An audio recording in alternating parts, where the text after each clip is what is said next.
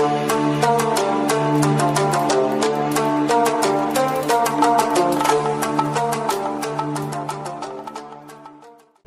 दोस्तों, आज हम इस वीडियो में बात करने वाले हैं भगवान की प्राप्ति।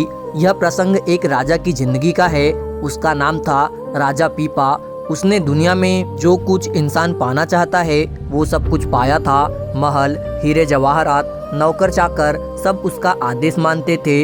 इतना सब कुछ पाने के बावजूद अचानक एक दिन उसे लगा कि कुछ कमी है, कुछ ऐसा है जो नहीं है। अंदर एक तलब सी जग गई प्रभु को पाने की। अब राजा कभी एक महापुरुष के पास जाए, कभी दूसरे के पास, पर प्रभु को पाने का रास्ता मिले ही नहीं। राजा बड़ा निराश था। तब किसी ने बताया कि एक संत है रविदास जी महाराज, आप उनके पास जाए।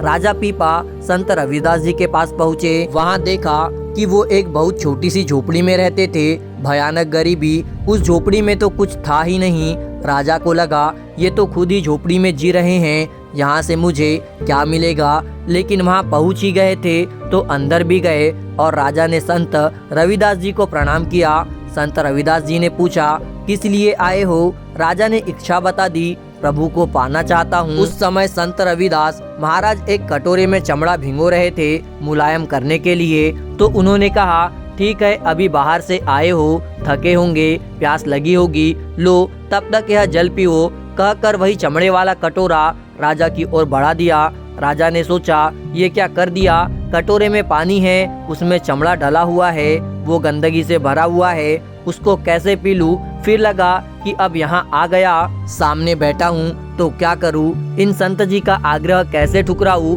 उस समय बिजली होती नहीं थी, झोपड़ी में अंधेरा था। सो राजा ने मुंह से लगातार सारा पानी अपने कपड़ों के अंदर उड़ेल लिया और पिए बगैर वहाँ से चला आया।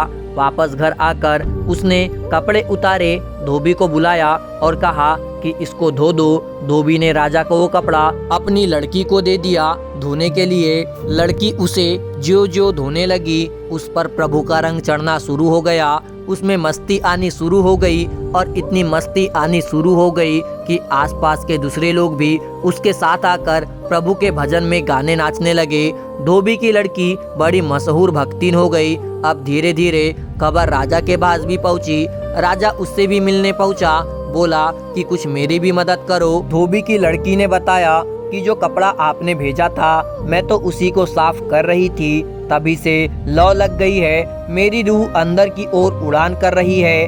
राजा को सारी बात याद आ गई और राजा भागा भागा फिर संत रविदास जी महाराज के पास गया और उनके पैरों में पड़ गया।